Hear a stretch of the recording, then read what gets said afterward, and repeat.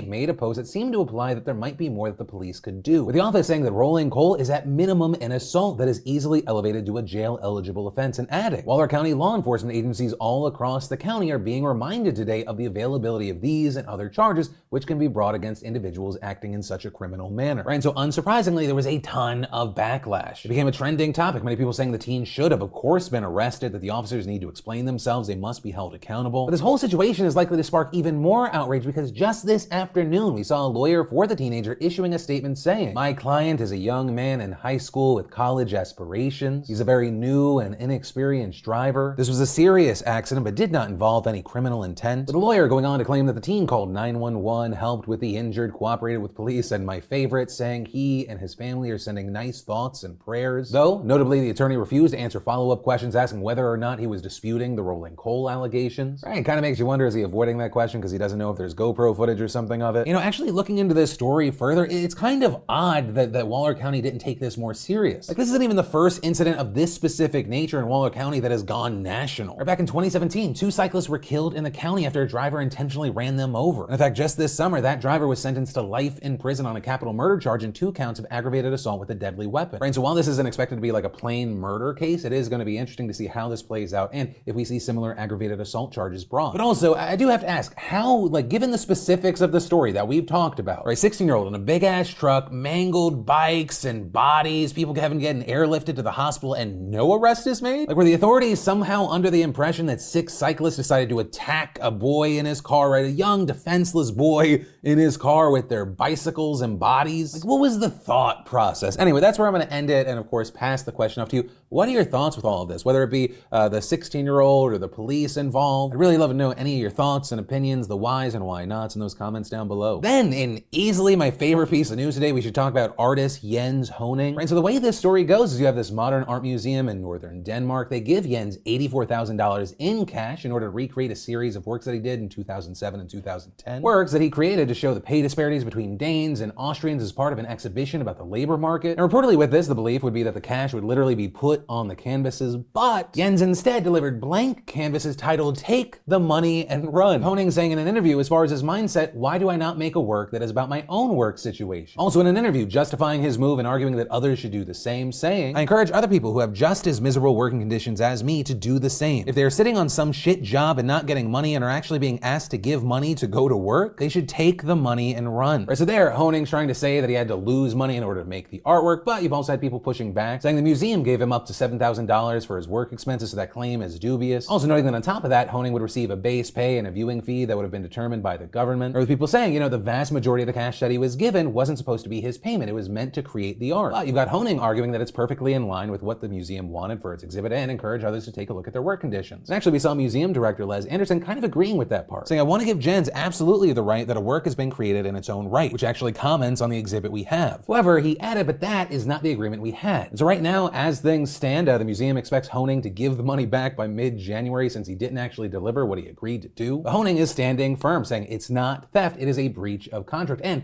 breach of contract is part of the work. And so ultimately, we're in this situation where it is very likely going to fall into a legal battle. And what makes it even weirder, right, because there is this pending legal battle, the museum's still displaying "Take the Money and Run," with Anderson even telling local papers it's a comment on how we all work, and it's probably also a comment on the value of what he creates. So there are lots of layers that we think are interesting. And honestly, while I understand contracts are contracts, it really feels like because there's so much free press coverage because of this, they probably got their money's worth. But that said, this is the Philip DeFranco Show. I would love to know your thoughts, right? Do you think this is genius or no, it's simply theft with a story? But from that, I want to take a second to thank today's sponsor, Noom. You know, using Noom to me has been about helping to develop healthier habits and holding myself accountable for those choices. You know, throughout these months that I've been using it, I'm not as sluggish or unmotivated as before when I wasn't making the best decisions of what or how much I was consuming and or exercising. And Noom to me is this new and different way to lose weight, get healthy, and achieve goals using proven cognitive behavioral therapy tools and practices. I'm realizing the more that I get into it, the more energy I have. With tons of articles and real life coaches to support you, it is basically empowering you to strive for progress, not perfection. Yeah, that's an article, but also a reminder that trying to be perfect can actually prevent you from your progress. And again, shout out to Coach Stephanie for sticking with me. But main thing, if you want to start thinking about what health goals you'd like to achieve, you can head on over to Noom.com/Phil and take Noom's 30-second quiz for free to create a truly custom program for you. That's Noom.com/Phil. Then we should definitely talk about this huge YouTube news, and it is a critical story, so if this video gets lower views, I'm blaming that, and I'm gonna call up Ethan Klein and say, talk to your friend Susan Wojcicki, help me out. I'm kidding. But actually, YouTube CEO Susan Wojcicki is right now facing serious backlash after saying that free speech is one of the company's core values. And as far as why would that be a controversial thing to say, right? Don't we want free speech? Isn't that a core value? Well, as it turns out, it's because those words came out of her mouth after YouTube and other tech giants gave in to Russian government demands to silence jailed politician Alexei Navalny and his smart voting app. Right, if you missed it, Google, Apple, and other tech companies were required to remove references and search results related to smart voting from their platforms after the Moscow Arbitration Tribunal claimed that the app was illegal. But it appears that all the app actually did was connect voters with the few opposition candidates left in the election because, I mean, nearly all of them were barred from running by the government, or even just showcase candidates that were not completely pro-Putin. But the alleged issue for the Russian government here was that the app was linked to certain Navalny-backed organizations that they said to be extremists earlier this year. And so in the end, what we saw were these companies caving, taking the smart voting app off their platforms, with YouTube following their lead, taking down a smart voting video, which then all brings us back to Wojcicki's comments, which came after a conversation with Bloomberg on Monday. Because just after saying that free speech was a core value, she went on to say, but when we work with governments, there are many things that we have to take in consideration, whether it's local laws or what's happening on the ground. So there's always going to be multiple considerations. With Wojcicki also declining to comment on the specific requests from the Russian government, and so a lot of people saw her comments as insincere, with Navalny himself even tweeting from prison. If something surprised me in the latest elections, it was not how Putin forged the results, but how obediently the almighty big tech turned into his accomplices. With him going on to add, I know that most of those who work at Google, Apple, etc. are honest and good people. I urge them not to put up with the cowardice of their bosses. So with that, right, there were Google employees blasting the company for taking down the smart voting app, but at the same time, we've also seen people saying YouTube and Google, they're just in a tough spot. Noting that Russian authorities not only threatened hefty fines against companies that refuse to take down smart voting, but they also reportedly threatened to bring serious criminal charges and arrest local staff if the companies didn't bend to the government's demands. Which actually Navalny also touched on this, writing, the media write that the Kremlin forced big tech to make concessions by showing them a list of their employees to be arrested. If so, then keeping silent about it is the worst crime. This is encouragement of a hostage-taking terrorist. Right? So for many, they say the decision is simple. Companies like Google should leave Russia. But also with that, you have people worrying about the possible precedent set by this, arguing that maybe there is a net good to Google doing what they have to do to stay there. Or people noting that many who oppose Putin in Russia rely on searches from Google, YouTube videos, and Telegram chat rooms to stay informed and share their experiences, with YouTube in particular being described as a safe haven for free journalism and anti-government opinions. Wojcicki herself also kind of touching on this in her Bloomberg interview, saying, I think we really want to make sure that we're working and serving audiences as much as we possibly can, and adding that if it comes to a point where there's an issue with the government, we'll do our best always to work that out. But unfortunately, that is not where this story ends. It appears that this conversation, this whole situation, has landed Navalny in even more hot water. And that's because there are now reports that Russian authorities are investigating whether he and some of his core allies founded extremist groups. And so with that, when he is found guilty, and I say when because it's Putin, right? We're not living in a fantasy land. We know this has already been decided by Putin and his thugs. But yet when that happens, Navalny and two of his allies will face up to 10 years in prison, with other key members of his team looking at 6 years in prison for participating in an extremist group. Which also, regarding that, right, labeling it as an extremist group, we had one of Navalny's allies pushing back against those claims, saying, we've never been any kind of extremist. We took part in elections, participated in peaceful protests against injustice. We worked on investigations that received dozens of millions of views on YouTube and corruption of officials, lawmakers, Putin and his inner circle. Our activity has always remained within the law. And it's also not a surprise that the Russian government, right, Putin would be doing this, because currently Navalny would be out of prison by the time that the next presidential election in 2024 happens. And so it's very likely that they want to just keep him locked behind bars. But yeah, ultimately that is where we are with this story. And I want to pass the question off to you. What are your thoughts here? Are the Google, YouTubes, all these other companies of the world, are they kind of just having to do what they have to do to be a net good? Right? Do you agree with that? You think the situation is tricky? Or no, you're in a situation where you're like, the big tech companies are completely in the wrong here? Or do you think, fuck the idea of a net good, they are being complicit? I'd love to know where you stand, what you think, and why in those comments down below. Also, in other news about companies trying to operate within the limits of certain countries, we should definitely talk about Australia. We actually talked about this issue a few weeks ago when Australia's High Court ruled that news organizations can actually be held liable in the country for what people comment on their Facebook posts. Right? And so with that, we saw CNN originally trying to get Facebook to allow it to just disable comments on all their pages in Australia. Facebook reportedly refusing to do that, instead offering to help CNN disable comments post by post. But in addition to obviously being very time consuming, there's also the potential that a post could get missed, resulting in a lawsuit anyway. And so what we've now seen is CNN saying it essentially had no choice but to block Australians from its Facebook pages. With CNN saying, we are disappointed that Facebook once again has failed to ensure its platform is a place for credible journalism and productive dialogue around current events among its users. Right? And looking further into this, right, this isn't going to be a massive hit to CNN. CNN's not huge in Australia, but